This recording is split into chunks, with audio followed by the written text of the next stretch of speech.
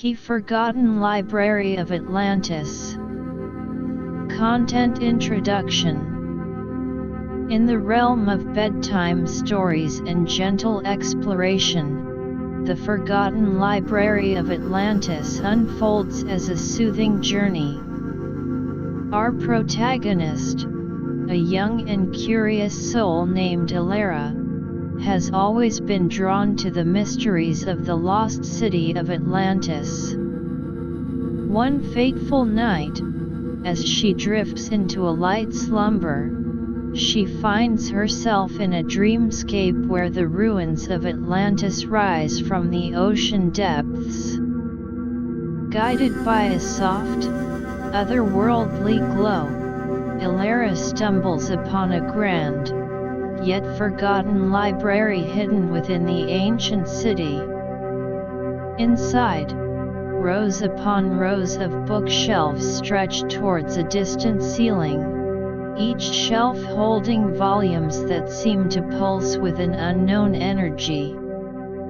As she gently runs her fingers over the spines of the books, Elara discovers that they contain the wisdom, stories, and histories of a civilization long past.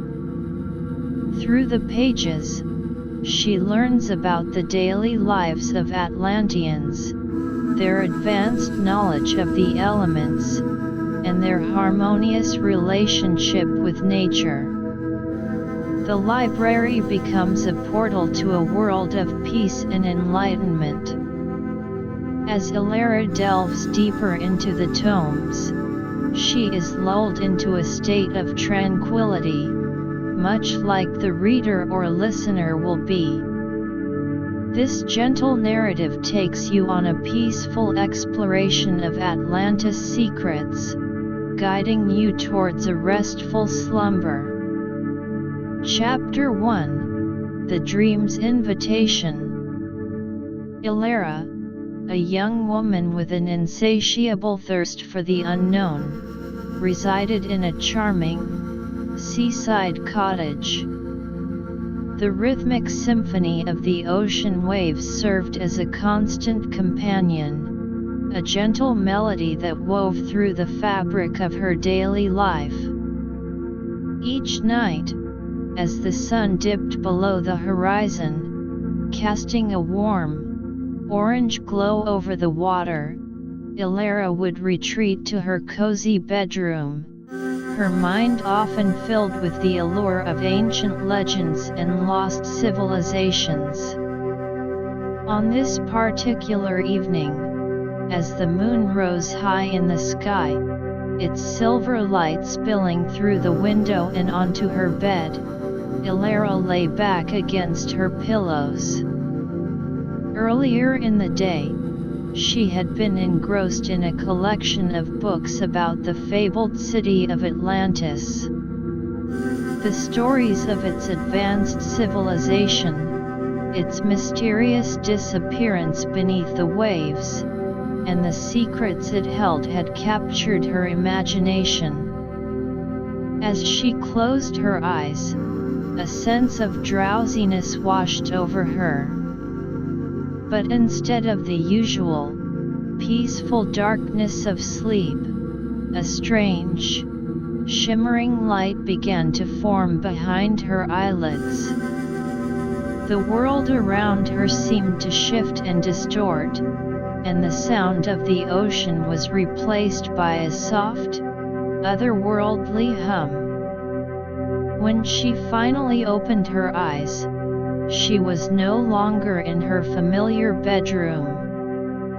Elara found herself floating in mid-air, suspended above a vast expanse of deep, cerulean ocean. The water below was so clear that it was as if she was looking through a pane of glass. And there, at the bottom of the ocean, lay the ruins of a city that could only be Atlantis. The sight took her breath away. The city was a marvel of architecture, with towering spires that reached towards the surface of the water, their tips almost touching the sunlight that filtered down. Circular domes, some intact and others in various states of decay, dotted the landscape.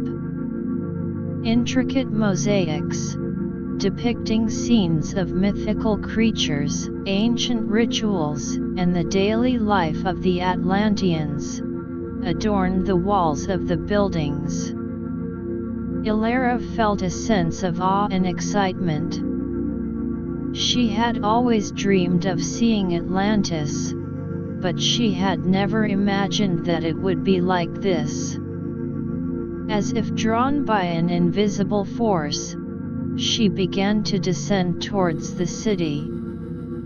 The water parted before her, creating a clear path as if the ocean itself was welcoming her into its depths. When her feet touched the ground, she found herself in the middle of a wide, cobblestone street. The air was filled with a soft, blue-white light, and the only sounds were the gentle drip of water from the damaged structures and the faint echoes of her own footsteps. She began to explore, her heart pounding with a mix of fear and anticipation. As she walked through the empty streets, Elara noticed the details of the city. The buildings were made of a strange, iridescent stone that seemed to change colors depending on the angle of the light. Some of the facades were carved with elaborate patterns, while others had large, open archways that led into dark, mysterious interiors. After a while, she turned a corner and saw a large, imposing building at the end of the street. Its massive doors were made of a material that she had never seen before. It was a combination of a smooth, glass-like substance and a metal that glowed with an inner light. Above the doors, in an ancient script that Elara found herself instinctively understanding, was the word library. Elara's eyes widened with excitement. A library in Atlantis.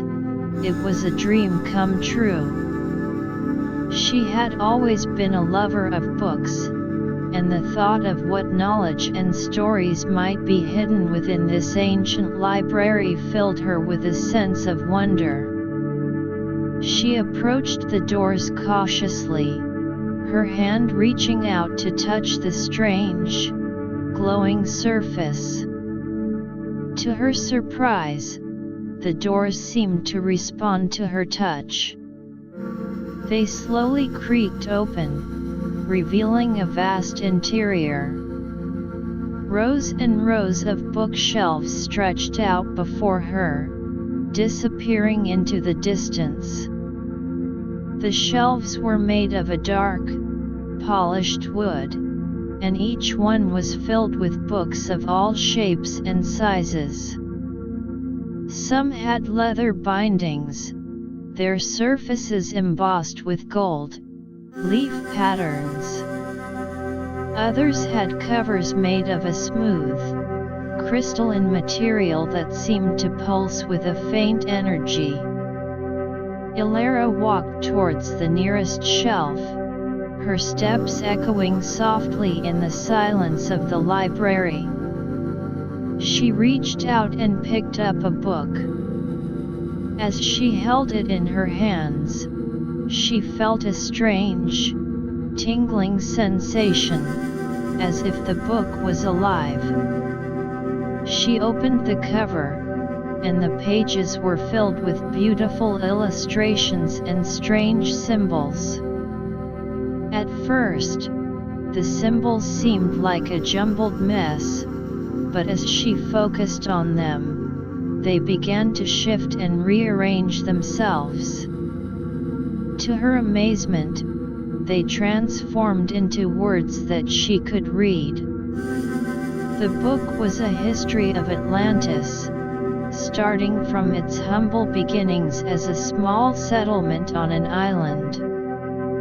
It told of how the Atlanteans had developed an advanced understanding of the elements: earth, air, fire, and water. They had harnessed the power of the ocean tides to generate energy, and they had built intricate systems of canals and aqueducts to irrigate their lands. The book also described their society, which was based on principles of harmony, equality, and respect for nature. The Atlanteans believed that all living things were interconnected, and they lived in a state of balance with the world around them. Elara sat down on the cold, stone floor, her back against the bookshelf, and continued to read. As she delved deeper into the book, she learned about the great festivals that the Atlanteans used to celebrate. There were festivals dedicated to the changing of the seasons, where the whole city would come together to give thanks to the elements and the gods. The celebrations were filled with music, dance, and feasts, and everyone participated, from the youngest children to the oldest elders. The book also told of the Atlanteans' spiritual beliefs. They believed in a higher power that was present in all things, and they used meditation and rituals to connect with this power. Their priests and priestesses were highly respected members of the community, and they were responsible for maintaining the spiritual well-being of the city. As Elara read, the soft light in the library seemed to dim slightly, creating a more soothing and dream-like atmosphere. The sound of the water outside, which had been a constant background noise, became a gentle, rhythmic lullaby. Her eyelids began to feel heavy, but she was so engrossed in the story that she didn't want to stop reading. She turned the pages, learning about the decline of Atlantis. There were accounts of a great earthquake that had shaken the island, followed by a series of massive tsunamis. The city, despite its advanced technology and defenses, was unable to withstand the power of nature. As the waters rose, the Atlanteans had tried to save as much of their knowledge as possible, storing it in the library in the hope that one day, someone would find it and learn from their wisdom.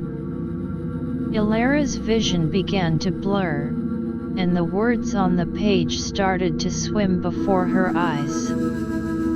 But she was determined to read on. She was in a world that had been lost for thousands of years, a world full of secrets and wonder.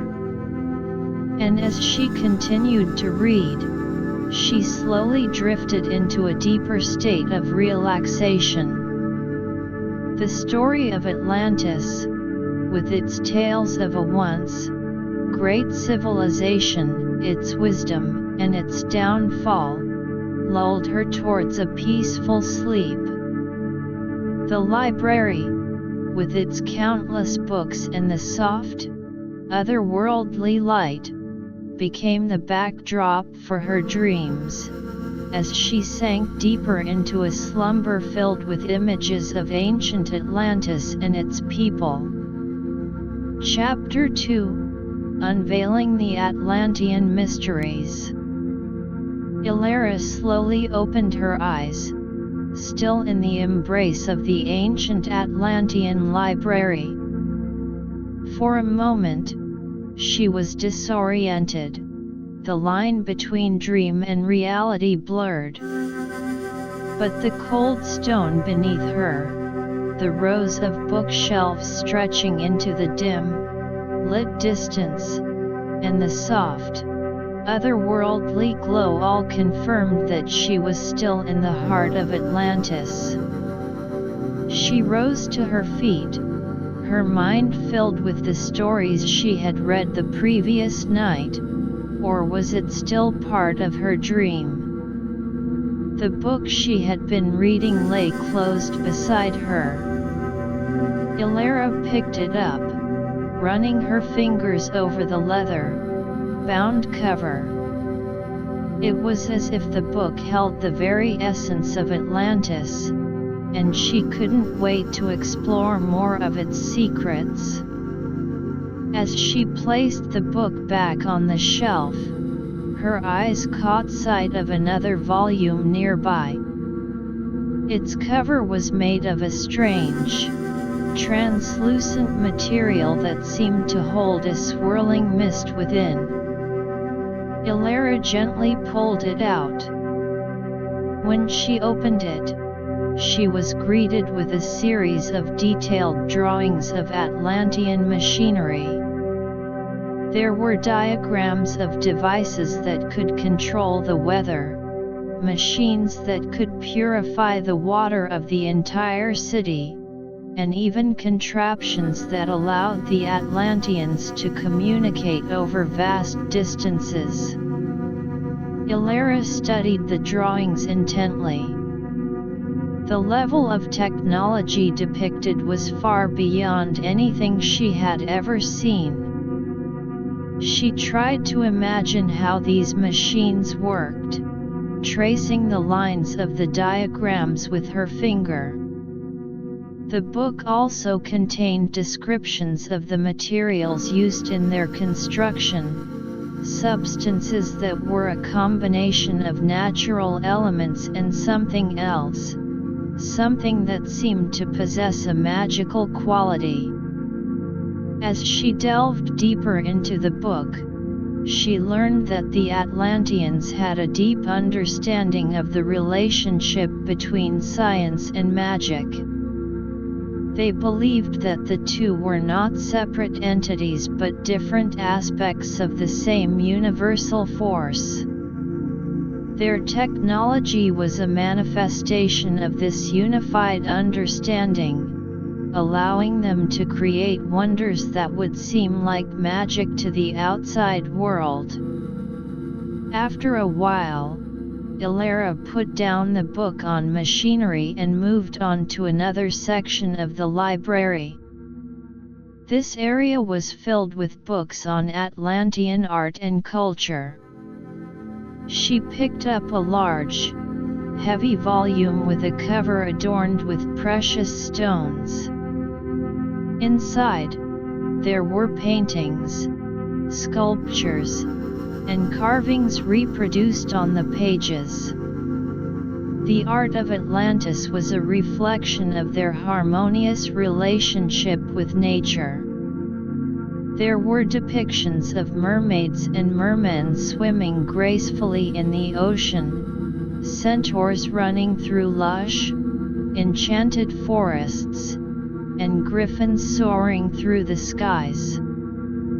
Elara was particularly drawn to a series of paintings that showed the creation of Atlantis. According to the paintings, the city was not built by human hands alone. The Atlanteans had received guidance from celestial beings, who had shown them how to harness the power of the elements and create a utopia on Earth. The colors in the paintings were so vivid that it was as if she could step into the scenes and become a part of that ancient world. As she explored the books on art, Elara couldn't help but notice the common themes that ran through all the works. There was a sense of unity, a celebration of life in all its forms, and a deep respect for the natural world. The Atlanteans seemed to have a profound understanding of beauty, not just in the physical sense but in the way it was intertwined with the harmony of the universe. Leaving the section on art, Elara found herself in a part of the library that was filled with books on Atlantean medicine. She picked up one of the books, and it was filled with detailed descriptions of herbs, plants, and minerals that the Atlanteans used for healing. There were also accounts of their medical practices, which combined physical treatments with spiritual healing. The Atlanteans believed that illness was not just a physical condition but also a sign of an imbalance in the body, mind, and spirit.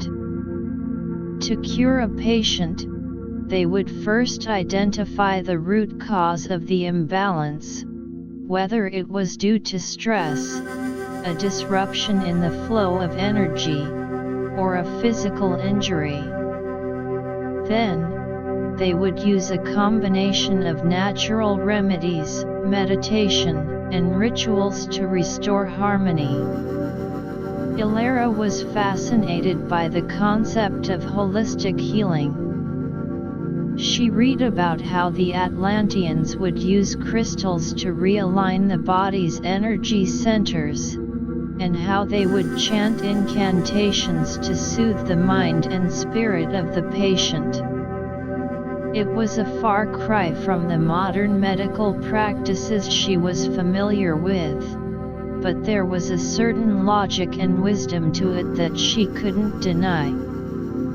As she continued to explore the library, Elara realized that there was a sense of timelessness in this place. There were no windows to show the passage of the day, and the soft, ever-present light remained constant. She had no idea how long she had been in the library, but she didn't feel hungry, tired, or the need to leave. The library had become her world, a world filled with the wisdom and mysteries of Atlantis. In another corner of the library, Elara found a collection of books on Atlantean mathematics and astronomy. The Atlanteans had a highly advanced understanding of the stars and the universe. They had mapped the constellations with a precision that was astonishing, and they had developed a complex mathematical system to predict celestial events. The books contained diagrams of the solar system as the Atlanteans saw it, with their own unique interpretations of the planets and their movements. They believed that the positions of the stars and planets had a profound influence on the lives of people on Earth, and they used this knowledge in everything from agriculture to decision-making. Elara spent hours poring over the books on mathematics and astronomy. She was amazed at how far-reaching the Atlanteans' knowledge was. Their understanding of numbers was not just for practical purposes but was also intertwined with their spiritual beliefs. They saw numbers as a way to understand the underlying order of the universe.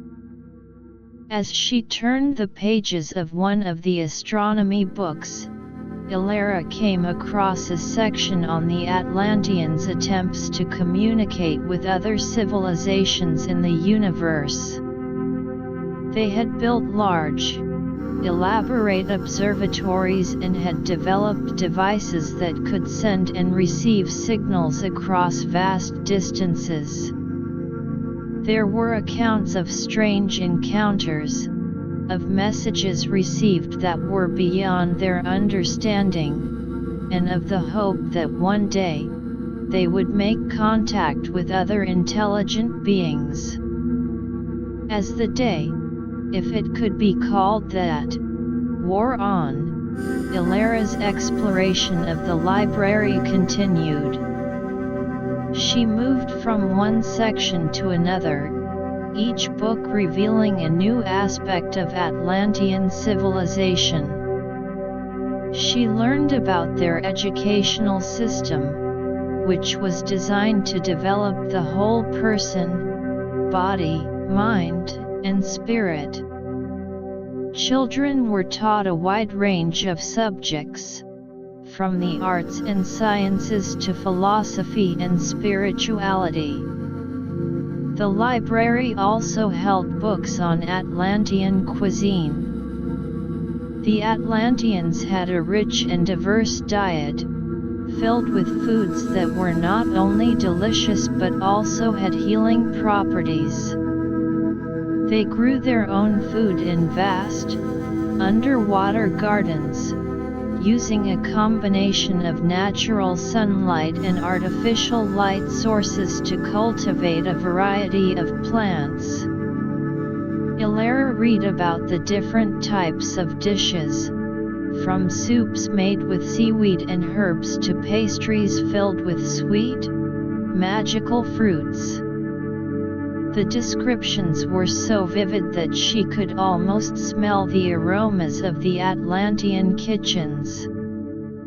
It was yet another example of how the Atlanteans had integrated every aspect of their lives with their deep understanding of nature and harmony. As the hours passed, Elara began to feel a sense of connection to the Atlanteans. Through the books, she had entered their world, learned about their joys and sorrows, their achievements and failures. She felt as if she was a part of their story, a modern-day explorer uncovering the secrets of a lost civilization. As she sat down to rest for a moment, Elara looked around the library. The rows of bookshelves, the soft light, and the silence all seemed to hold the memories of the Atlanteans. She knew that she had only scratched the surface of the knowledge hidden in this place, and she was determined to continue her exploration. But for now, she closed her eyes, allowing the peace and tranquility of the library to wash over her. The gentle ambience of the library, filled with the whispers of an ancient civilization, lulled her into a state of relaxation, as if she was being embraced by the very spirit of Atlantis. Chapter 3: The Search for the Heart of Atlantis.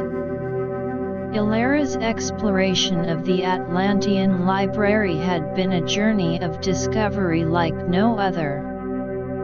With each book she delved into, she felt herself being drawn deeper into the rich tapestry of Atlantean civilization. However, a nagging question began to form in her mind: was there a central, unifying element to all this knowledge? Was there a heart of Atlantis that held the key to understanding their entire way of life? Determined to find out, Elara decided to embark on a systematic search through the library. She started by retracing her steps to the section where she had first entered. Standing in the middle of the aisle, she took a deep breath and closed her eyes, trying to recall the layout of the library as best as she could. When she opened her eyes, she made a plan. She would start from the outer perimeter of the library and work her way inwards, row by row, shelf by shelf. As she walked along the first row of bookshelves, her eyes scanned the spines of the books. Some were in languages she could now understand fluently, while others were in scripts that still eluded her. Among the books she found were more accounts of Atlantean history. One book detailed the various dynasties that had ruled Atlantis over the centuries. There were stories of great leaders who had united the city, state, and of others whose greed and ambition had led to internal strife. Elara learned that Atlantis had not always been the harmonious utopia she had initially imagined. There were periods of war, both within the city and with neighboring lands. But each time, the Atlanteans had managed to rebuild, to learn from their mistakes, and to return to their path of balance and harmony. As she moved on to the next row, Elara came across a collection of books on Atlantean philosophy. These volumes were filled with profound thoughts and ideas about the nature of existence, the relationship between man and the universe, and the purpose of life.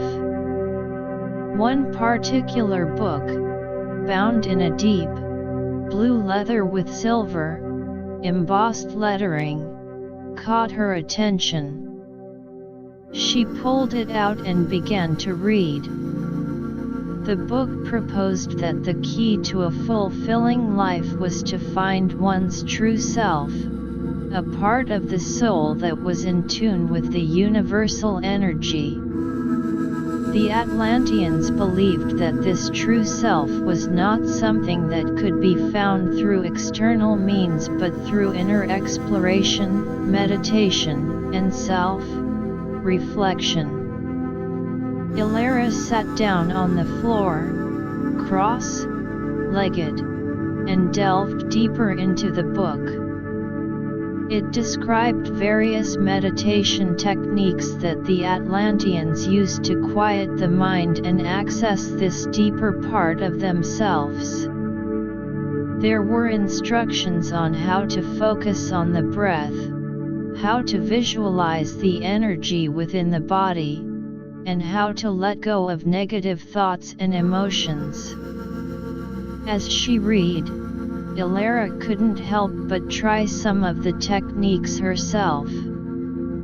She closed her eyes and took a deep breath, focusing on the air entering and leaving her lungs. She felt a sense of calm wash over her, and for a brief moment, she felt as if she was connecting with something greater than herself. After a while, Elara put the book down and continued her search. She found a section dedicated to Atlantean architecture. The books here were filled with blueprints, sketches, and descriptions of the buildings in Atlantis. She learned that the architecture of Atlantis was not just about creating functional structures but also about reflecting the spiritual and philosophical beliefs of the people. The circular domes, for example, were designed to symbolize the unity of the universe. The spires were built to reach towards the heavens, representing the Atlanteans' aspiration to connect with the divine. And the intricate mosaics on the walls were not just for decoration but were also a way to tell the stories of their history and culture. Elara studied the blueprints, marveling at the complexity and beauty of Atlantean architecture. She wondered how they had managed to build such magnificent structures, especially considering that they were underwater. There were mentions of advanced engineering techniques, of using the power of the ocean currents to support the buildings, and of a special type of mortar that could withstand the pressure of the water. As she moved further into the library, Elara discovered a hidden alcove. It was tucked away between two large bookshelves, almost as if it was a secret place. Inside the alcove, there was a small, circular table with a single book resting on it. The book was unlike any she had seen before. Its cover was made of a smooth, golden material, and it seemed to glow with an inner light. Elara approached the table cautiously. She could feel a strange energy emanating from the book. When she reached the table, she hesitated for a moment, then slowly picked up the book. As she opened it, she was greeted with a blinding light. When her eyes adjusted, she saw that the pages were filled with a language that was both familiar and strange. It was as if the words were a combination of all the languages she had learned in the library, but in a more complex and profound form. Elara concentrated hard, and gradually, the words began to make sense. The book was titled The Heart of Atlantis. She began to read, and her heart skipped a beat. The book revealed that the heart of Atlantis was not a physical object but an idea, a philosophy that permeated every aspect of their lives. It was the belief in the interconnectedness of all things, the unity of the seen and the unseen, and the importance of living in harmony with nature and the universe. This philosophy was the driving force behind their advanced technology, their spiritual practices, their art, and their social structure. The Atlanteans saw themselves as stewards of the earth, and their entire civilization was built on the foundation of this deep-seated belief.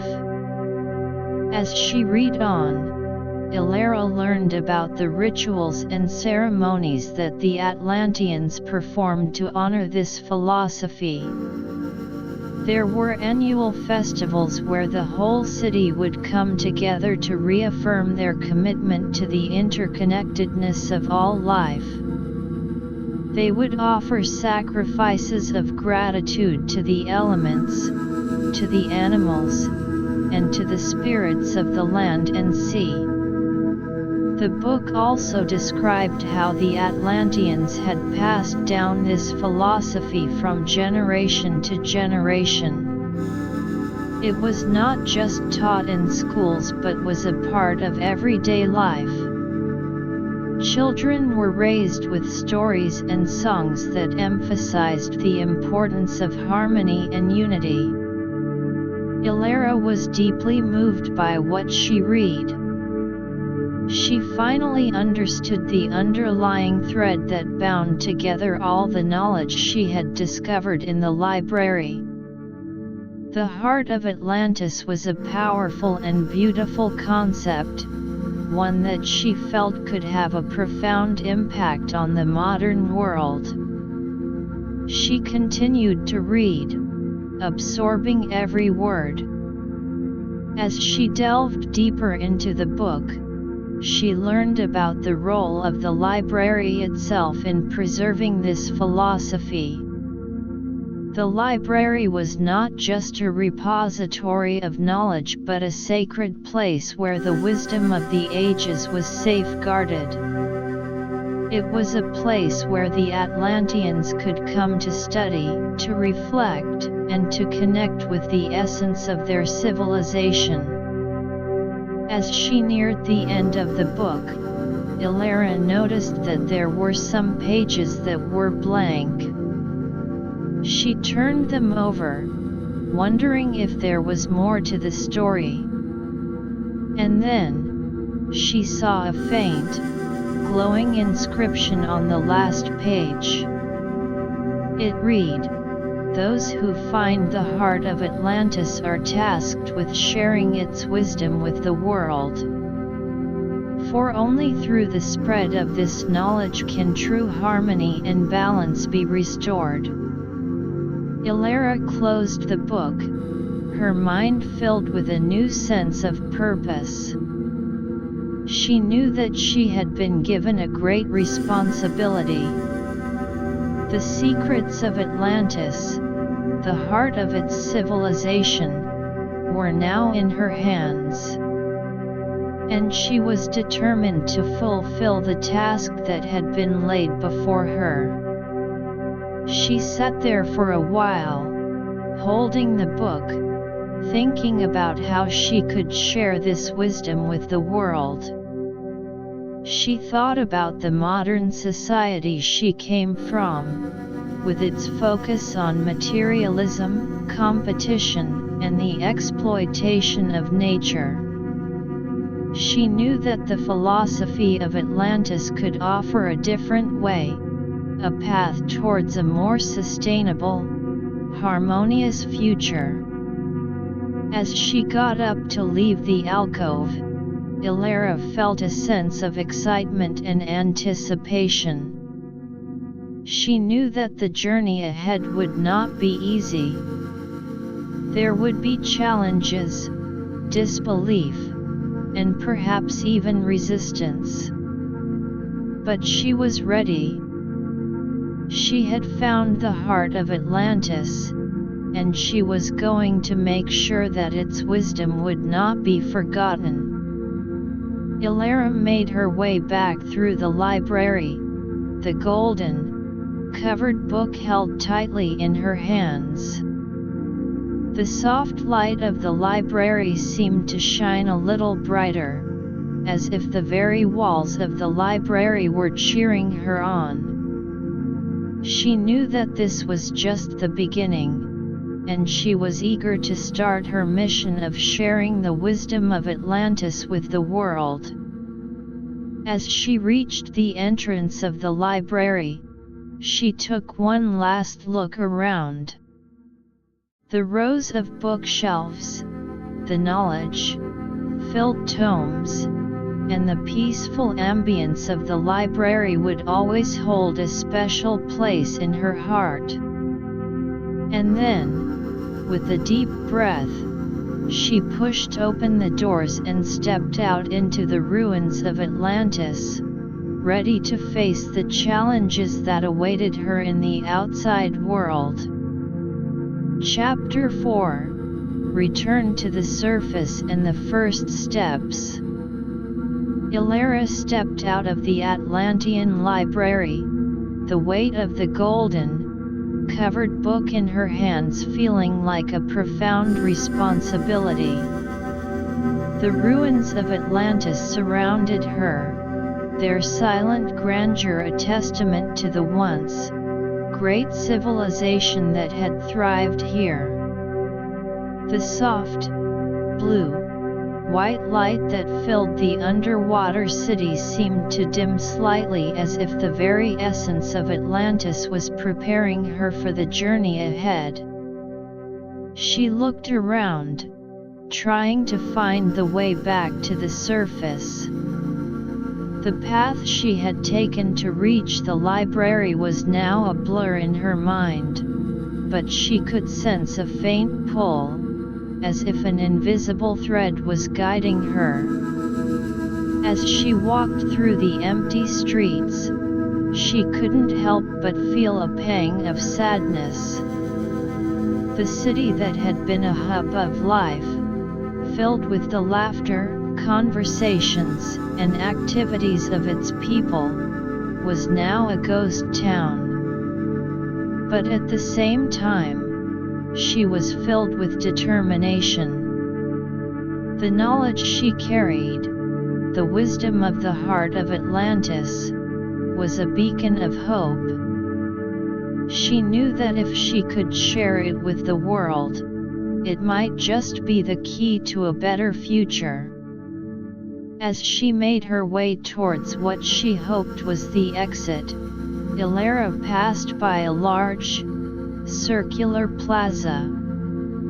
In the center of the plaza, there was a statue of a mermaid-like figure, her arms outstretched as if embracing the city. The statue was made of a white, marble-like material, and its features were so lifelike that it seemed as if the mermaid was about to come to life. Elara stopped for a moment to admire the statue. She wondered who the mermaid represented. Was it a goddess?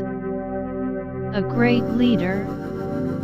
Or perhaps a symbol of the Atlanteans' deep connection to the ocean? As she stood there, she felt a strange energy emanating from the statue. It was as if the statue was trying to communicate with her, to give her some final words of encouragement before she left. After a while, Elara continued on her journey. The pull she felt grew stronger, and soon, she found herself at the edge of the city. The ocean beyond was a vast expanse of blue, and the surface seemed so far away. But she knew that she had to return. Taking a deep breath, she stepped into the water. The water parted around her, just as it had when she had first descended. She began to rise slowly, her eyes fixed on the surface above. As she ascended, she could see the sunlight filtering through the water, creating a beautiful play of light and shadow. Finally, her head broke through the surface of the water. The bright sunlight blinded her for a moment, and she took a deep breath of fresh air. She was back in the world she knew, but she was a different person. The experiences in Atlantis had changed her, had opened her eyes to a new way of seeing the world. Elara swam towards the shore, which was not too far away. When she reached the beach, she lay down on the sand for a moment, exhausted but filled with a new sense of purpose. The golden, covered book was still in her hands, and she held it tightly, as if it was the most precious thing in the world. After a while, she got up and made her way back to her cottage. The familiar sight of her home brought a sense of comfort, but she knew that things would never be the same again. She entered the cottage and went straight to her study. She placed the book on her desk and sat down in front of it. Looking at the book, she realized that she had a long and difficult task ahead of her. The first step was to make the knowledge in the book accessible to others. She decided to start by translating the book into a language that people in the modern world could understand. Elara spent the next few days poring over the book, carefully translating each page. The language in the book was complex, a combination of ancient Atlantean and a universal language that seemed to transcend time and space. But with her new-found understanding of Atlantean culture and language, she was slowly but surely making progress. As she translated, She also started to think about how she could share this knowledge. She knew that simply publishing a book might not be enough. She needed to create a movement, to inspire people to embrace the philosophy of Atlantis. She decided to start by reaching out to her friends and family. She invited them over to her cottage and showed them the book. At first, they were skeptical. The idea of a lost civilization like Atlantis, with its advanced knowledge and unique philosophy, seemed too far-fetched. But as Elara shared some of the concepts from the book, they began to listen. She talked about the Atlantean belief in the interconnectedness of all things, how every action had an impact on the world around them. She described the importance of living in harmony with nature, of respecting the balance of the ecosystem. And she told them about the meditation techniques that the Atlanteans used to connect with their true selves. Her friends and family were intrigued. They could see the passion in Elara's eyes, and they could sense that this was not just a wild fantasy. One of her friends, a journalist named Mark, was particularly interested. He saw the potential of this story to inspire change in the world. "Elara," Mark said, "this is an incredible discovery. But we need to be careful how we present it. The world is full of skeptics, and we need to have solid evidence to back up our claims." Elara nodded. She knew that Mark was right. She needed to do more than just tell the story.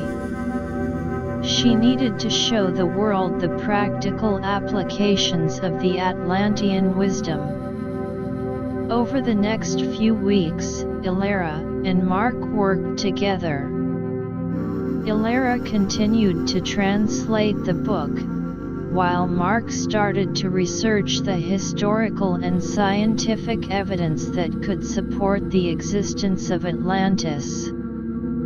They visited museums, libraries, and universities, looking for any clues that could prove the authenticity of Elara's discovery. They found some ancient texts from other civilizations that mentioned Atlantis in passing. There were also some geological studies that suggested the possibility of a large, advanced civilization having existed in the Atlantic Ocean thousands of years ago. While these were not conclusive proof, they were enough to add credibility to their story. As Elara translated more of the book, she started to develop a plan for sharing the Atlantean wisdom. She decided to start with a series of workshops. She would invite people to her cottage, or to a local community center, and teach them about the Atlantean philosophy, meditation techniques, and the importance of living in harmony with nature. She also started to write articles for Mark's newspaper. In these articles, she shared some of the basic concepts from the Atlantean book, such as the idea of finding one's true self, and the connection between personal well-being and the well-being of the planet. The articles were well received, and they started to generate a lot of interest. People began to contact Elara, asking for more information. Some were curious about the history of Atlantis, while others were interested in learning the meditation techniques. Elara was excited. It seemed that her first steps in sharing the Atlantean wisdom were paying off. But she also knew that she faced many challenges. There were still many people who were skeptical, who thought that her story was nothing more than a fairy tale. And then there were those who were more interested in the idea of Atlantis as a source of power or wealth, rather than as a source of wisdom. Elara had to be careful.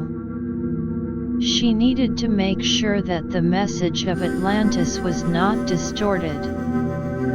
She decided to focus on the core philosophy of Atlantis, the interconnectedness of all things, the importance of harmony, and the pursuit of inner peace.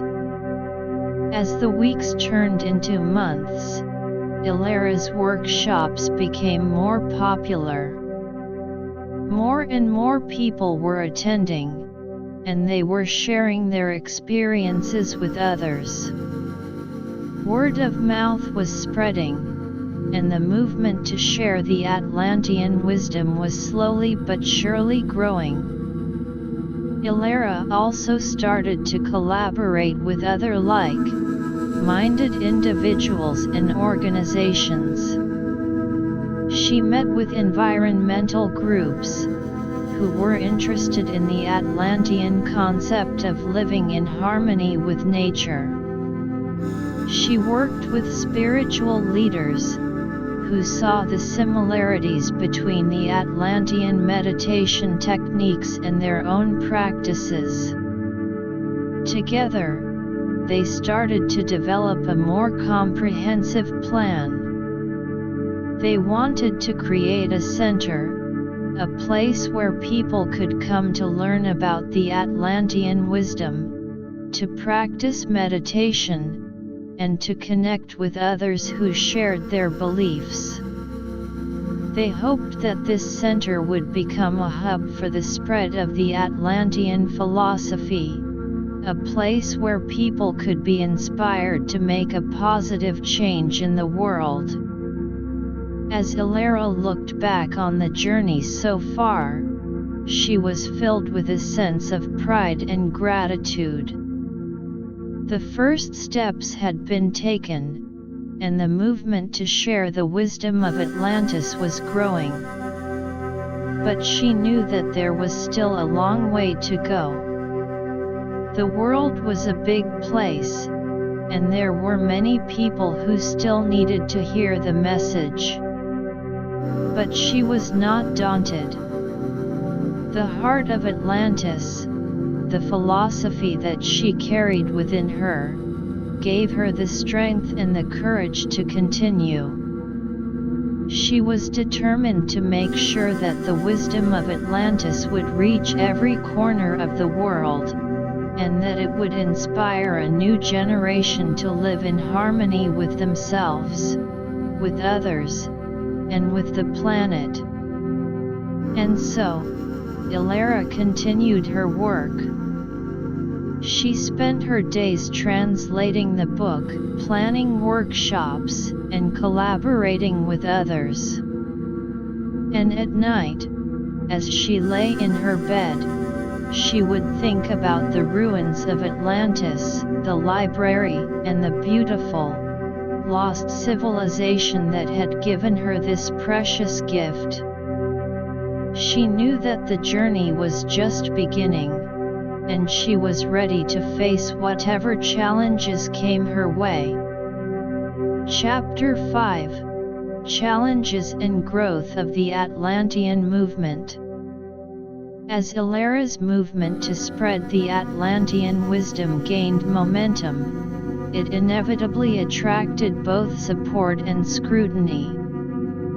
The initial enthusiasm from her friends, family, and the local community had snowballed into a small-scale phenomenon, with people from neighboring towns and even some from farther afield expressing interest. However, this growth also brought a host of challenges that Elara and her growing team of collaborators had to face. One of the first obstacles was the issue of funding. The vision of creating a dedicated center for the study and dissemination of Atlantean philosophy required a significant amount of capital. Elara and her team had been relying mainly on small donations from workshop participants and a few local sponsors, but it was far from enough. They needed to find larger sources of funding to purchase a suitable property, renovate it, and equip it with the necessary facilities for workshops, meditation spaces, and a library of their own, one that would house translations of the Atlantean texts and related research materials. Elara took the lead in seeking out potential donors. She reached out to local businesses, especially those with an interest in environmental sustainability or spiritual well-being. She pitched her idea, emphasizing how the Atlantean wisdom could have a positive impact on society, the environment, and individual lives. Some business owners were intrigued but hesitant, as the concept of Atlantis and its wisdom was still relatively unknown and seemed a bit too out there for their investment portfolios. Mark, the journalist, used his connections to set up meetings with some wealthy philanthropists. At these meetings, Elara would present the philosophy of Atlantis, sharing stories of how it had already started to transform the lives of those who had participated in her workshops. She would talk about the concept of interconnectedness and how it could be applied in business, leading to more sustainable and ethical practices. One such meeting was with a well-known entrepreneur named David. He had made his fortune in the tech industry but had recently become interested in causes related to environmental conservation and personal growth. Elara showed him some of the translated passages from the Atlantean book, highlighting the advanced understanding of nature and the human-nature relationship. David was initially skeptical but was impressed by Elara's passion and the depth of the knowledge she presented. He promised to consider a donation but wanted more time to research the historical and scientific basis of the Atlantean claims. Another challenge was the resistance from the academic community. Some scholars were dismissive of the idea of Atlantis as a real, advanced civilization, let alone one with a unique and profound philosophy. They argued that there was not enough concrete archaeological evidence to support Elara's claims. Elara and her team knew that they needed to engage with the academic world to gain credibility. Mark started writing in-depth articles that delved into the historical references to Atlantis from various ancient cultures. He also encouraged Elara to collaborate with archaeologists and historians who were open-minded enough to explore the possibility of Atlantis' existence. Elara reached out to a young archaeologist named Dr. Amelia Thompson. Dr. Thompson had been researching underwater archaeological sites in the Atlantic Ocean and was intrigued by Elara's story. She agreed to visit the area where Elara claimed to have found the entrance to Atlantis. During her visit, she used her expertise to study the underwater topography and look for any signs of ancient structures. Although she didn't find conclusive evidence of Atlantis on that trip, she was fascinated by the stories Elara told and the knowledge she had gleaned from the library. Dr. Thompson agreed to continue her research in the area and to help Elara present a more academically sound case for the existence of Atlantis. As the movement grew, Elara also had to deal with the challenge of maintaining the authenticity of the Atlantean wisdom. With more people getting involved, there was a risk of misinterpretation and dilution of the core concepts. To address this, she started a series of training programs for workshop facilitators. These programs were designed to ensure that anyone teaching the Atlantean philosophy had a deep understanding of its principles. The training sessions included in-depth study of the translated texts, discussions on the cultural and historical context of Atlantis, and hands-on practice of the meditation techniques. Elara emphasized the importance of staying true to the original teachings and not adapting them to fit modern-day trends or personal agendas. One of the workshop facilitators, in training, Sarah, had her own preconceived notions about spirituality. She initially tried to blend the Atlantean meditation techniques with some new age practices she was familiar with. Elara gently corrected her, explaining how the Atlantean practices were unique and had their own integrity. "We need to respect the wisdom of the Atlanteans as it was," Elara said. "These practices are not just tools for personal gain but a way to connect with a deeper, universal truth." Despite these challenges, the movement continued to grow.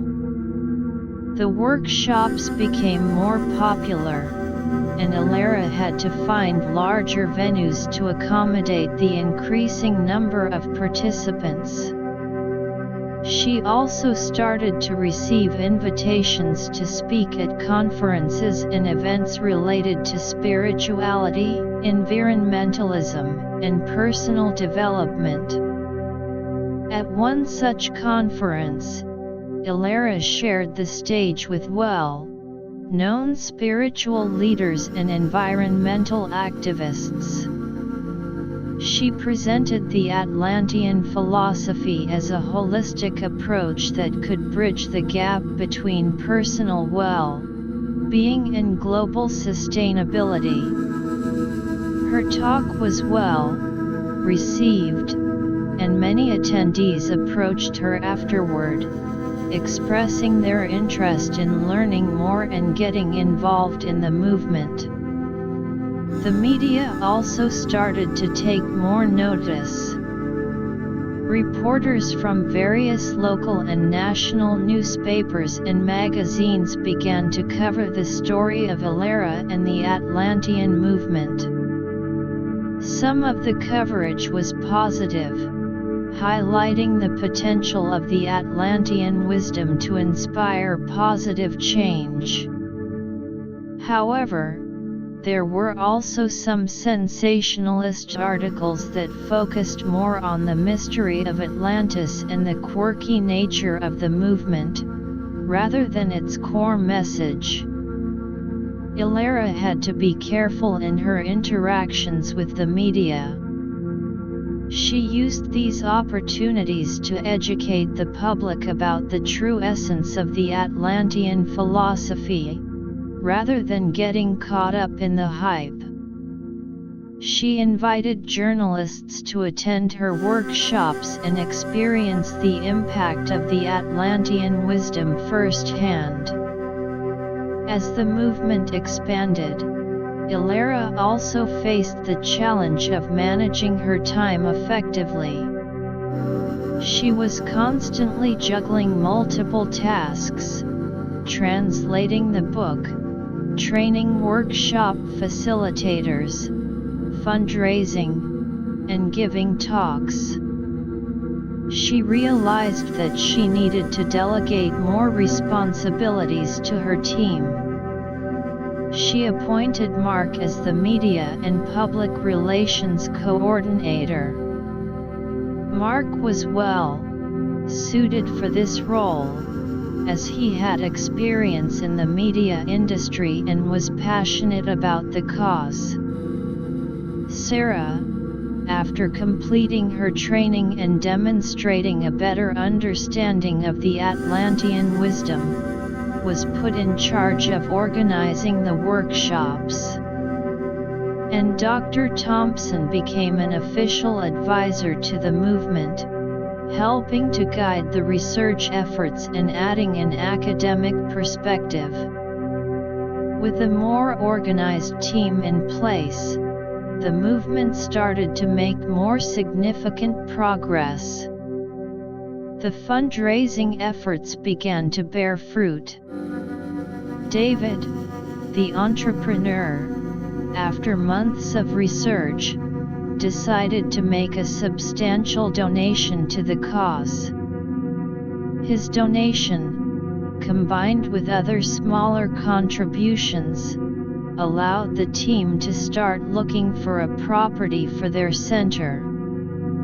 They found an old, abandoned building on the outskirts of a small town.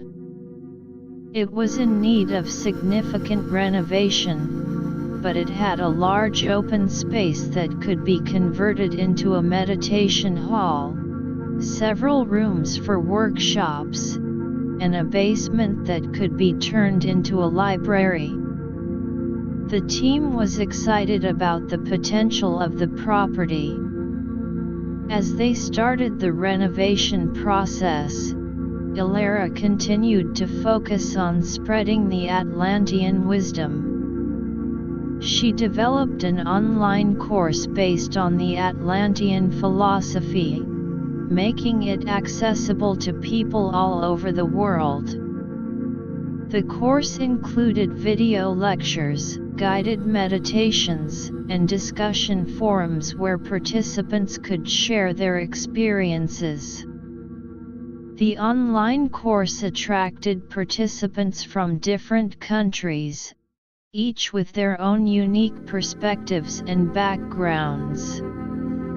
Elara and her team monitored the discussions, answering questions, and ensuring that the participants were on the right track in their understanding of the Atlantean wisdom. One participant from India, Raj, shared how the Atlantean concept of interconnectedness had deepened his understanding of his own spiritual traditions. In India, we have always believed in the unity of all things, Raj wrote. But the Atlantean perspective has given me new insights and ways to practice this belief in my daily life. Another participant from Australia, Lisa, was inspired by the meditation techniques. I've been struggling with stress and anxiety, Lisa said. The Atlantean meditations have helped me find a sense of peace and calm that I've never experienced before. As the movement grew and evolved, Elara looked back on the journey so far.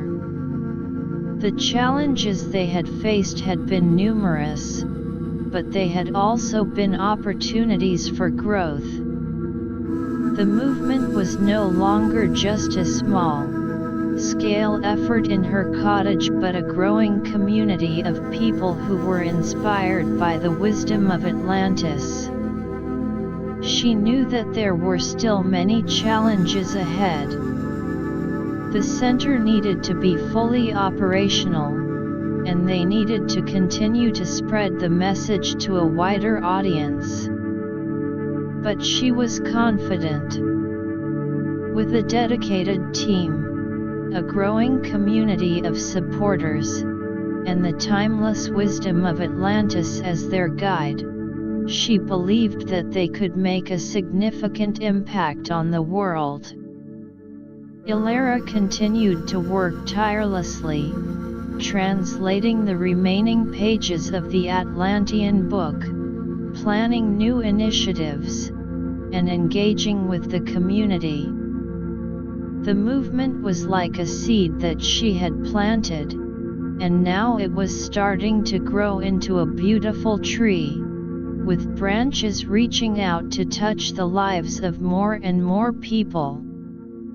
And she was determined to nurture this tree, to help it thrive, and to see the wisdom of Atlantis transform the world in ways she had only dreamed of. Chapter 6: The Center's Inauguration and New Horizons. The months of hard work and anticipation finally culminated in the much-awaited inauguration of the Atlantean Wisdom Center. The old, dilapidated building on the outskirts of the town had been transformed into a haven of peace and knowledge. The exterior now boasted a fresh coat of paint in soft, earth-toned colors, and the surrounding grounds had been landscaped with native plants, creating a harmonious blend with the natural environment, much in the spirit of Atlantean teachings. On the day of the inauguration, the sun shone brightly, casting a warm glow over the center. People from near and far had gathered, their faces alight with curiosity and excitement. Elara stood at the entrance, a sense of pride and nervousness coursing through her veins. This was not just the opening of a building, it was the realization of a dream, the beginning of a new chapter in sharing the Atlantean wisdom with the world. As the guests started to arrive, Elara greeted them with a warm smile. Among the attendees were local community members who had supported the project from the start, spiritual leaders from different traditions, environmental activists, and academics who had become intrigued by the concept of Atlantean wisdom. There were also many who had participated in Elara's workshops or online courses and had been deeply affected by the Atlantean philosophy. The ceremony began with a short speech by Elara. "Today," she said, her voice clear and filled with emotion, "we are not just opening a center. We are opening a door to a world of wisdom, a world that was lost but is now being rediscovered. The Atlantean wisdom is a gift, a set of teachings that can guide us towards a more harmonious, sustainable, and fulfilling life. This center will be a place where we can learn, grow, and share this wisdom with others." After her speech, Elara led the guests on a tour of the center. The first stop was the meditation hall. The large, open, spaced room had a high-ceilinged dome, painted with a mural of the Atlantean vision of the universe, a harmonious blend of the elements, celestial bodies, and the interconnected web of life. Soft, ambient light filtered through the windows, creating a serene atmosphere. In the center of the hall, there was a circular platform made of polished wood, where people could sit or lie down during meditation sessions. Next, they visited the workshop rooms. Each room was equipped with comfortable seating, whiteboards, and audio-visual equipment. The walls were adorned with pictures and quotes from the Atlantean texts, serving as a constant reminder of the wisdom they were about to explore.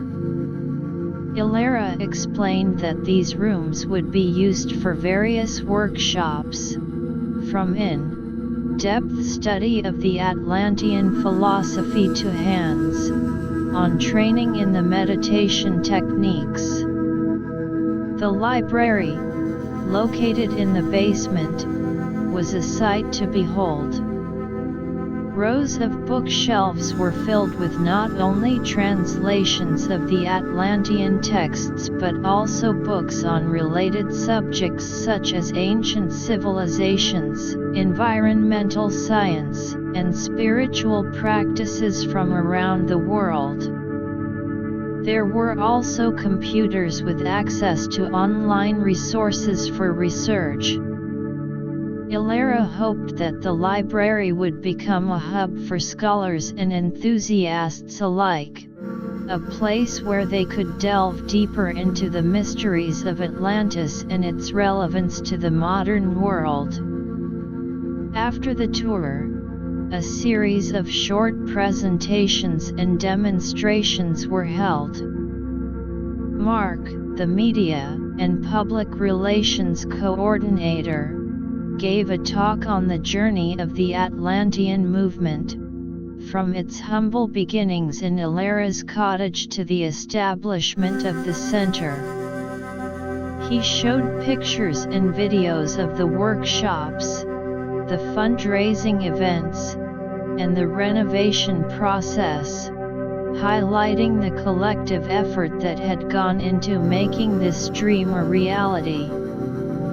Dr. Amelia Thompson, the archaeologist, presented some of the new findings from her ongoing research in the area where Elara had discovered the entrance to Atlantis. Although they still hadn't found conclusive archaeological evidence of the city itself, she had identified some geological features that could potentially be related to Atlantean engineering. Her presentation added an academic credibility to the movement, and many of the guests were intrigued by the possibility of further discoveries. Sarah, the workshop organizer, led a short meditation session for the guests. She guided them through one of the basic Atlantean meditation techniques, focusing on the breath, visualizing the energy flowing through the body, and connecting with the universal energy. As the guests closed their eyes and followed her instructions, a deep sense of peace descended upon the meditation hall. When the session ended, many of them reported feeling refreshed and more in tune with themselves. The rest of the day was filled with informal discussions, networking, and sharing of experiences. Guests shared their thoughts on how the Atlantean wisdom had already impacted their lives. One woman, Mary, who had been struggling with a difficult relationship, said that the concept of interconnectedness had helped her see the situation from a different perspective. "I I realized that my actions and reactions were not just affecting me but also the other person, she said. By changing my own approach, I was able to improve the relationship. As the sun started to set, casting a warm, orange glow over the center, the guests slowly began to leave. Elara and her team stood at the entrance, thanking each one for their support. As the last guest drove away, Elara looked around at the center. It was quiet now, but she could still feel the energy of the day, the excitement and hope that had filled the air. The inauguration of the center was a milestone, but Elara knew that it was just the beginning. There were new horizons to explore, new challenges to face, and new opportunities to spread the Atlantean wisdom. She and her team started planning for the future. They decided to increase the frequency of workshops, offering more specialized courses on different aspects of Atlantean philosophy, such as Atlantean views on health and well-being, their approach to social justice, and their relationship with the spiritual realm.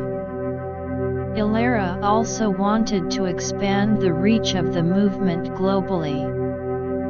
She planned to collaborate with international organizations and individuals who shared similar interests. She reached out to spiritual centers in different countries, environmental groups with a global presence, and academic institutions known for their research in ancient civilizations. One such collaboration was with a spiritual center in Japan. The center had a long-standing tradition of meditation and a deep respect for nature, which aligned well with the Atlantean philosophy. Elara and the leaders of the Japanese center agreed to exchange knowledge and resources. The Japanese center would send some of their experienced meditation teachers to the Atlantean Wisdom Center for training in Atlantean meditation techniques, and in return, Elara would send her team to Japan to share the Atlantean philosophy with their community. Another initiative was to develop a mobile app. The app would contain guided meditations, short lectures on Atlantean wisdom, and a community forum where people from all over the world could connect, share their experiences, and discuss the application of Atlantean teachings in their daily lives. Elara believed that the app would make the Atlantean wisdom more accessible to people who couldn't attend the workshops or visit the center in person. As they worked on these new projects, Elara also faced the challenge of dealing with the growing number of inquiries and requests. There were people who wanted to volunteer at the center, others who were interested in sponsoring specific programs, and some who had their own ideas for collaboration. Elara and her team had to carefully evaluate each request, ensuring that they aligned with the core values of the Atlantean movement. One day, a group of students from a local university approached Elara. They were interested in conducting a research project on the impact of Atlantean meditation techniques on mental health. Elara was delighted by the proposal. She saw it as an opportunity to gain more scientific evidence for the effectiveness of the Atlantean practices. She agreed to work with the students, providing them with access to the center, the relevant texts, and the expertise of her team. The project was a success. The students found that the participants who practiced Atlantean meditation techniques regularly showed significant improvements in their mental well-being, including reduced stress, increased focus, and a more positive outlook on life. The results of the study were presented at a local academic conference, attracting more attention to the Atlantean movement. As the Atlantean Wisdom Center continued to grow and evolve, Elara also focused on the personal growth of her team members. She organized regular retreats for the team, where they could deepen their understanding of the Atlantean wisdom, practice meditation together, and bond as a community. These retreats were held in a secluded, natural setting, allowing the team to fully immerse themselves in the spirit of Atlantis. During one such retreat, the team engaged in a deep discussion about the future of the movement. They talked about the challenges they had overcome, the lessons they had learned, and the goals they wanted to achieve. One of the team members, Alex, said, "I think we need to be more proactive in reaching out to different communities. There are so many people out there who could benefit from the Atlantean wisdom, but they don't even know it exists." Elara nodded in agreement. "You're right, Alex," she said. "We need to go beyond the usual circles of spiritual seekers and environmental activists. We need to reach out to schools, workplaces, and marginalized communities. The Atlantean wisdom has something to offer everyone." With this new vision in mind, the team started planning outreach programs. They designed a program for schools, which included age-appropriate workshops on the Atlantean concept of interconnectedness, nature-based activities, and simple meditation exercises. They also developed a workplace-friendly version of the workshops, focusing on stress management, team building, and ethical decision-making from an Atlantean perspective. As they rolled out these outreach programs, they faced some resistance. Some schools were hesitant to incorporate new, untested concepts into their curriculum. Some employers were skeptical about the effectiveness of spiritual-based programs in the workplace. But Elara and her team didn't give up. They offered to conduct pilot programs for free, showing the schools and workplaces the potential benefits of the Atlantean wisdom. Slowly but surely, their efforts started to pay off. A local school agreed to try the program for a semester. The teachers reported a positive change in the students. They were more engaged, less stressed, and more respectful towards each other. Encouraged by these results, other schools in the area started to show interest. In the corporate world, a small business decided to implement the workplace-friendly workshop. The employees reported increased job satisfaction, better communication, and a more collaborative work environment. Word spread, and soon, other companies were inquiring about the program. As the Atlantean movement continued to expand, Elara looked towards the future with hope and determination. The center had become a thriving community, and the wisdom of Atlantis was starting to make a real impact on people's lives. But she knew that there was still so much more to do. There were more communities to reach, more challenges to overcome, and more wisdom to share.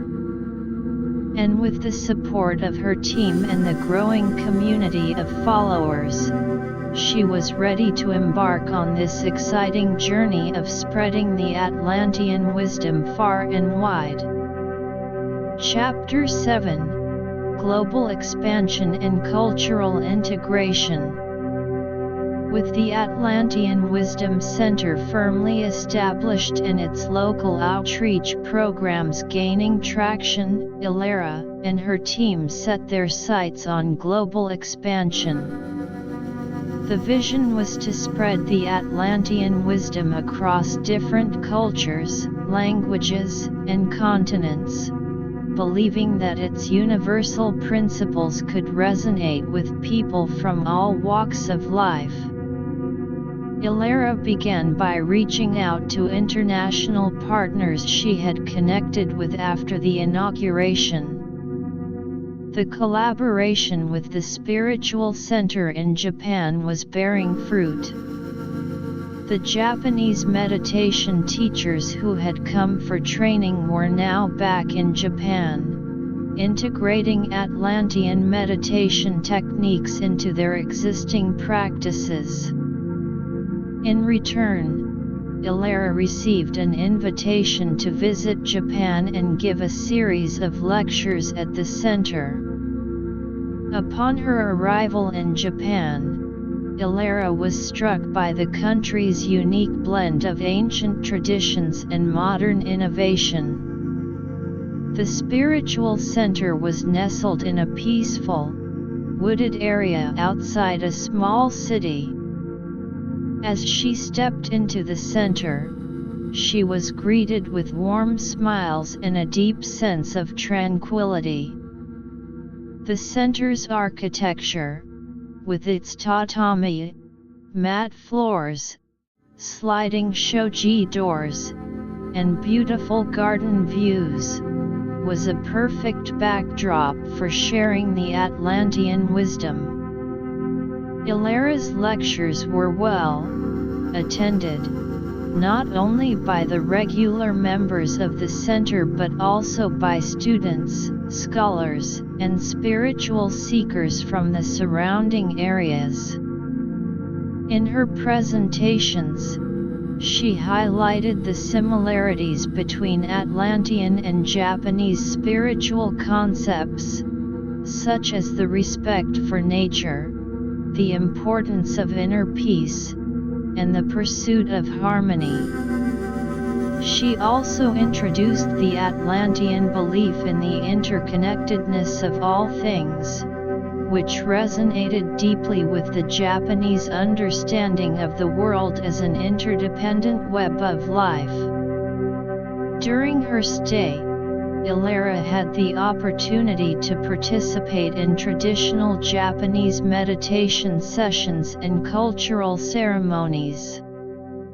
She learned about the art of tea making, which was not just a beverage making process but a ritual of mindfulness and connection. This experience further enhanced her understanding of how different cultures, despite their unique expressions, could share common spiritual values. Back at the Atlantean Wisdom Center, the development of the mobile app was progressing steadily. A team of developers, designers, and content creators was working tirelessly to create an intuitive and engaging platform. The app would feature a variety of guided meditations, each accompanied by soothing music and visualizations inspired by Atlantean art. There would also be short video lectures, written articles, and interactive forums where users could ask questions, share their insights, and connect with others on their journey of exploring Atlantean wisdom. As the app neared its launch, Elara and her team started a marketing campaign. They used social media platforms, email newsletters, and partnerships with relevant influencers to create buzz around the app. They released teaser videos and screenshots, highlighting the app's features and how it could bring the Atlantean wisdom to the fingertips of people worldwide. Meanwhile, the team continued to work on adapting the Atlantean wisdom for different cultural contexts. They realized that while the core principles were universal, the way they were presented and applied needed to be sensitive to local cultures. For example, when developing the school and workplace programs for different countries, they had to consider the educational systems, work cultures, and social norms. In a European country, they were approached by a large corporation interested in implementing the Atlantean-inspired workplace program. However, the corporate culture in this country was highly results-driven and competitive. Elara and her team had to find a way to present the Atlantean concepts of harmony and interconnectedness in a way that would appeal to the employees without sacrificing the core message. They designed a program that focused on how these concepts could enhance team performance. They used case studies and real-life examples to show how a more harmonious work environment, based on mutual respect and understanding, could lead to increased productivity and innovation. The program was met with initial skepticism, but as the employees started to participate in the workshops and practice the meditation techniques, they began to notice positive changes in their work relationships and overall job satisfaction. In another cultural adaptation effort, the team was working on a project for an African community. This community had a rich oral tradition and a strong connection to the land. Elara and her team decided to incorporate storytelling, a common practice in the community, into the Atlantean wisdom workshops. They created stories that blended Atlantean teachings with local legends, making the concepts more relatable and accessible. The stories were about the importance of taking care of the land, just as the Atlanteans had respected and lived in harmony with nature. They also emphasized the value of community and how everyone's actions affected the well-being of the whole, a concept that was already ingrained in the community's social structure. As the global expansion efforts continued, Elara also faced the challenge of language. The Atlantean texts, while being translated into English, needed to be made available in multiple languages to reach a wider audience. She recruited a team of volunteer translators from different parts of the world, who were not only proficient in their native languages but also had an understanding of the Atlantean philosophy. The translation process was not just about converting words but also about capturing the essence of the Atlantean wisdom. The translators had to grapple with concepts that might not have direct equivalents in other languages. For example, the Atlantean idea of the true self had to be translated in a way that conveyed its depth and significance in different cultural and linguistic contexts. Despite these challenges, the global movement was growing. The mobile app was launched to much fanfare. In the first week alone, it was downloaded by thousands of users from over 50 countries. The app's forums were abuzz with discussions, and users were sharing their experiences of how the guided meditations and Atlantean teachings were impacting their lives. One user from South America wrote, "The app has become an essential part of my daily routine. The meditations help me start my day with a clear mind, and the articles on interconnectedness have made me more aware of my role in the world around me." Another user from Australia said, "I was skeptical at first, but the more I explore the app, the more I'm convinced that the Atlantean wisdom has something profound to offer. It's like a new way of seeing and experiencing life." Elara and her team were elated by the positive response. They used the feedback from the users to improve the app further. They added new features, such as personalized meditation plans based on users' goals and preferences, and more in-depth courses on specific Atlantean concepts. As the movement expanded globally, Elara also had to deal with the issue of different interpretations of the Atlantean wisdom. With so many people from diverse backgrounds getting involved, there was a risk of the core message getting diluted or misinterpreted. To address this, she established an international council of advisors. The council consisted of experts in different fields: spiritual leaders, academics, psychologists, and environmentalists, from various countries. Their role was to review any new initiatives, programs, or interpretations of the Atlantean wisdom to ensure that they remained true to the original teachings. The council also served as a platform for cross-cultural exchange, where different perspectives on the Atlantean philosophy could be discussed and integrated. One of the council meetings was held virtually, with members joining from different time zones. During the meeting, they discussed a proposal from a group in Asia to create a new form of art inspired by Atlantean symbols.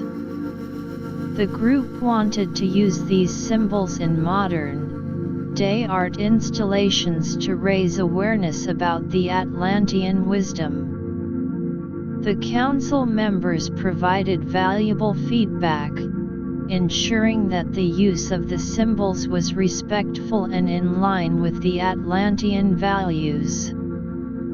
As the global movement of the Atlantean wisdom continued to evolve, Elara was filled with a sense of awe and gratitude. What had started as a personal discovery in the Forgotten Library of Atlantis had now become a global phenomenon.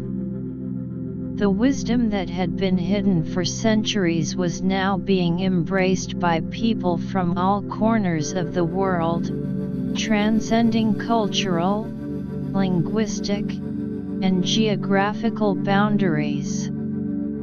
Elara knew that there were still many challenges ahead. The movement needed to continue to grow, adapt, and spread its message effectively. There were more cultures to engage with, more languages to translate into, and more ways to integrate the Atlantean wisdom into different aspects of modern life. But she was confident. With the support of her international team, the global community of followers, and the timeless wisdom of Atlantis, she was ready to face whatever came their way and to keep spreading the light of Atlantean wisdom across the globe. The Atlantean Wisdom Center had become a hub of global activity, with people from different countries coming to learn, teach, and collaborate. The center hosted international conferences, where scholars, spiritual leaders, and enthusiasts could share their research, experiences, and ideas related to the Atlantean wisdom. These conferences were not only a platform for academic exchange but also a celebration of the growing global movement. Elara looked forward to the future, envisioning a world where the Atlantean wisdom was an integral part of people's lives, guiding them towards a more sustainable, peaceful, and fulfilling existence. She knew that the journey was long and arduous, but the progress they had made so far gave her the strength and determination to keep going. And as she watched the sun set over the Atlantean Wisdom Center, she knew that the light of Atlantis was shining brighter than ever, reaching out to touch more lives and transform the world in ways yet to be fully realized.